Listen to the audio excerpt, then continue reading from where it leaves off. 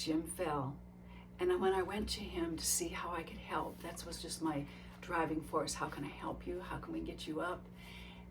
But that wasn't his thing. His thing was that he wanted me to know how much it hurt and where it hurt. That was the moment for him.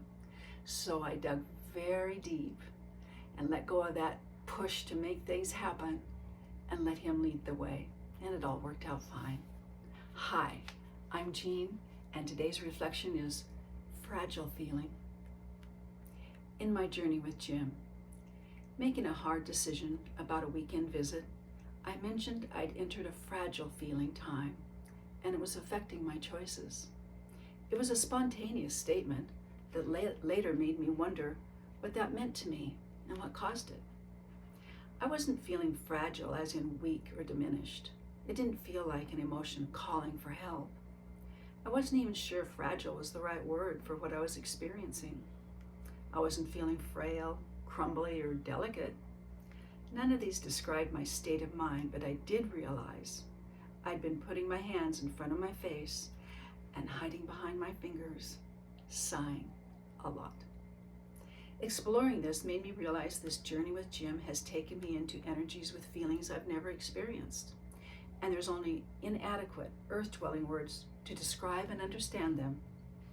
So I use the word fragile. Many might assume this is the result of caring for Jim. It's not. It's also not about holding the space for his point of view or sometimes challenging responses. And it's not about the changes in our relationship.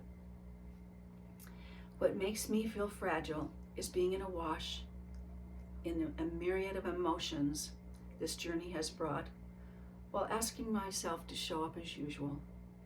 Usual seeped slowly away this past year and no longer exists for me. I've been left with a tumbler of emotions that are isolating me. They are feelings I need to explore, not just mention. They are profound sentiments that need time, curiosity, and insights rather than just a hug of understanding. Knowing my emotions only fit in an unusual circumstance, I keep them close and feel alone. I walked into an energy I've never known and can only describe it as fragile.